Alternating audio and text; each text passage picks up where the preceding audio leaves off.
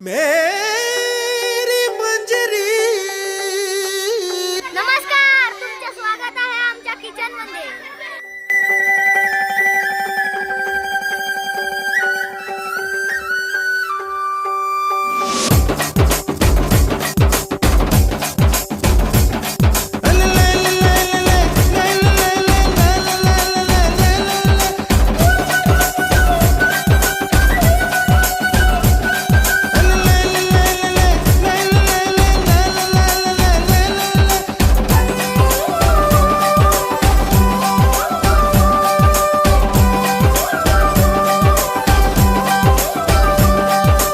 रुकी सुखी रोटी तेरे हाथों से, रुकी सुखी रोटी तेरे हाथों से खा के आया मजा बड़ा.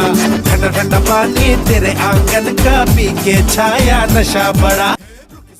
नमस्कार, हा आहे आमच्या अजय हॉटेल. यामध्ये प्लेटिंग आहे एकदम खास आणि खायला वाटेल झक्कास.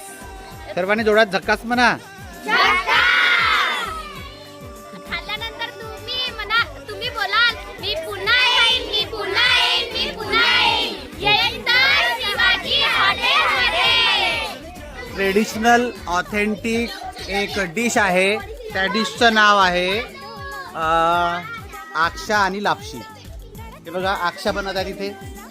लापशी म्हणजे आक्षा सांगतो आधी. आक्षा म्हणजे तांदळाच्या पिठापासून केलेले घावन किंवा डोसे. आणि लापशी म्हणजे दुधापासून आणि तांदळाच्या पिठीपासून बनवलेली खीर. तर अशा पद्धतीनं ही स्पेशल वैदर्भीय डिश आहे. तर बघा, ह्या मुली करत आहेत. वर्ग 7वीने बनवलेला हा नवीन डिश आहे. या डिशचं नाव काय? झुंबा. झुंबा. कशापासून बनवलेला आहे हा? मैद्यापासून. मैदा आणि साखरेचा पाक, बरोबर आहे. हा नवीन डिश आहे आणि हा मी पहिल्यांदाच पाहत आहे. झुंबा अतिशय, आणि हा गोड पदार्थ आहे, स्वीट डिश आहे. खूप छान, अभिनंदन. थँक्यू. हा विदर्भ स्पेशल डिश सुरू आहे इथे. ही बघा, दाखव, जवळ करून दाखव मला. हा बघा, याला घनुले असं म्हणतात.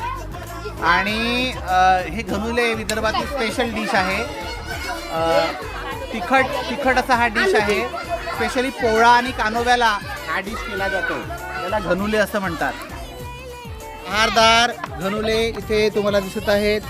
विदर्भातला फूड कल्चर आहे हा पूर्ण तुम्हाला इथे दिसणार आहे आमच्या या कुकिंग शो मध्ये. बघूया कोण म्हणतो मास्टर शेफ.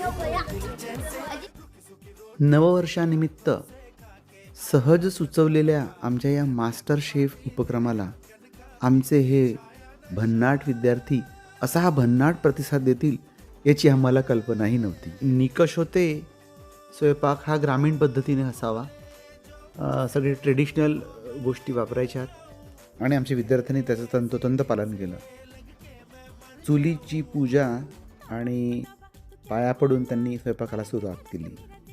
अन्न हे पूर्ण ब्रह्म असं म्हणतात.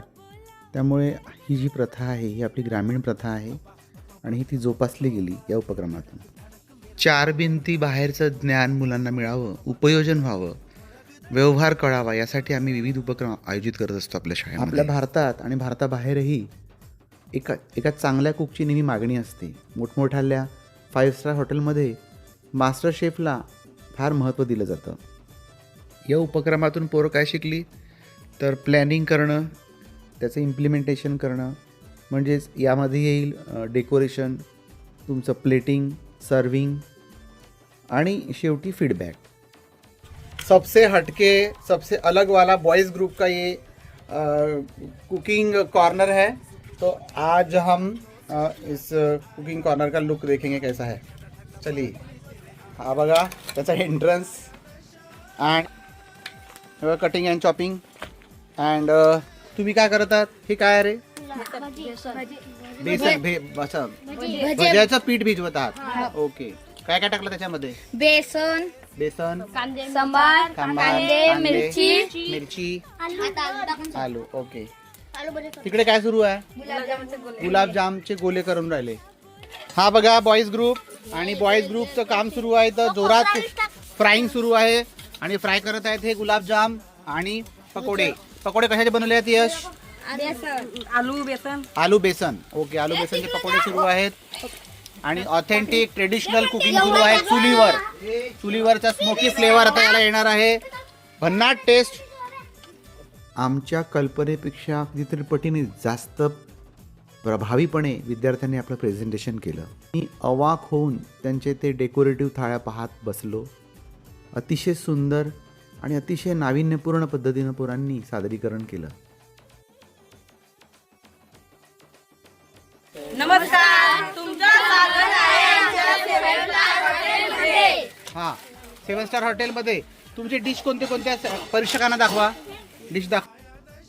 एकाहून एक सरस असे पदार्थ विद्यार्थ्यांनी तयार केले होते स्वतःच्या कल्पकतेनं. चीन, जपान, अमेरिकासारख्या देशांमध्ये मोठमोठ्या हॉटेलमध्ये प्रेझेंटेशनला खूप महत्त्व दिलं जातं. एखादी गोष्ट तुमच्याकडे कमी असली तरी चालेल, पण जे आहे तेच तुम्हाला अत्यंत इम्प्रेसिव्हली समोर मांडता आलं पाहिजे. पोरांचा प्रचंड उत्साह पाहून मला मात्र आवरेना. I am making a triangular shape paratha here. Okay, look at my paratha. उद्याचे हे आमचे भावी मास्टर शेफ मोठमोठाल्या 5 स्टार हॉटेलमध्ये उद्या काम करतील. आमचा एक मात्र उद्देश सफल झाला. ज्ञान हे 4 भिंती आड बाहेर आलं, त्याचं उपयोजन झालं. विद्यार्थ्यांना एक नितांत सुंदर अनुभव मिळाला आणि सर्वात महत्त्वाचं म्हणजे विद्यार्थ्यांच्या सर्वांगीण विकासासाठी एक पाऊल पुढे जाता आलं.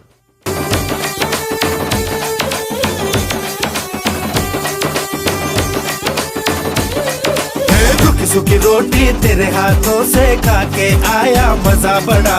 ठंडा ठंडा पानी तेरे आंगन का पी के छाया नशा.